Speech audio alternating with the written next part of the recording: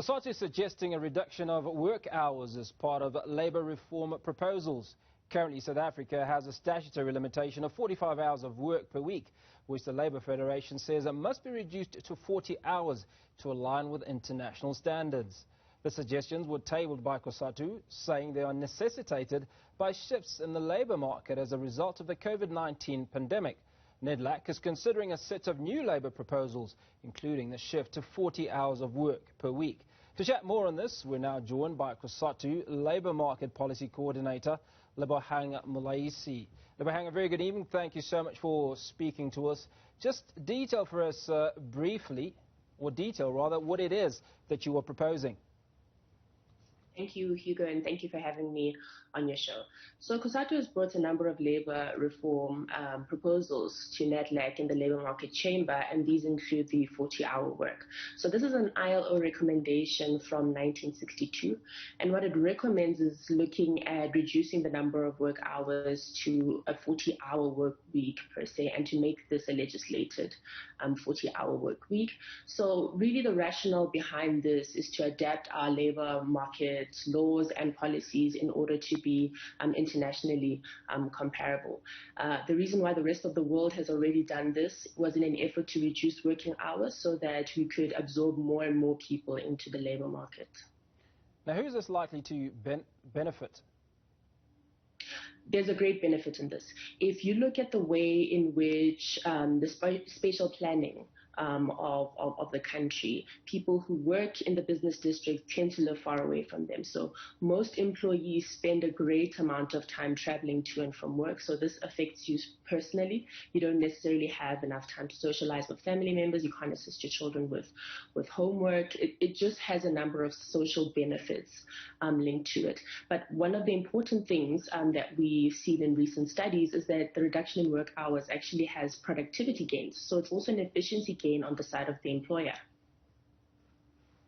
Okay, tell me a little bit more about that, because the presumption is if we reduce that work week to 40 hours, I have 10 employees, that's essentially 50 hours, 200 hours a month that I'm now losing, expected to pay the same, and also expecting the same level of production. How does that work if I'm the employer? So this is what happens.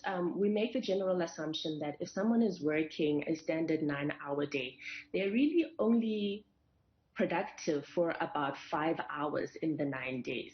So if you capitalize on the 5 hours and reduce the work hours, you then benefit as an employee from the efficiency gain.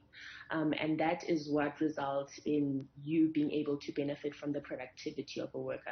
No one is productive all 9 hours in a day. So if you shorten the hours at work, what you're actually doing is gaining an efficiency because you are gaining from the most productive hours of an employee's day. But that doesn't speak to work that is mechanical or that is done on a production line, for instance, where I'm watching or overseeing a machine that is producing whatever it is over a 9-hour period. Hugo, also understand the fact that, people, even though they work on a production line, overseeing mechanics and so on and so forth, they're benefiting from the fact that they're depending on their mental sharpness. And that mental sharpness doesn't revolve around a 9-hour workday. You are most freshest when you start your work, and that lasts a good 5 to 6 hours. So even your mental sharpness benefits from you reducing the hours of work.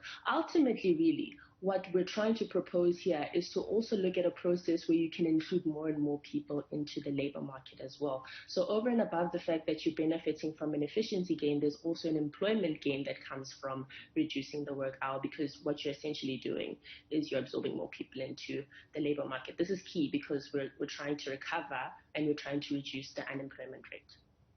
One of the things I think that I picked up in your proposal also is you're proposing an increase in the minimum severance pay.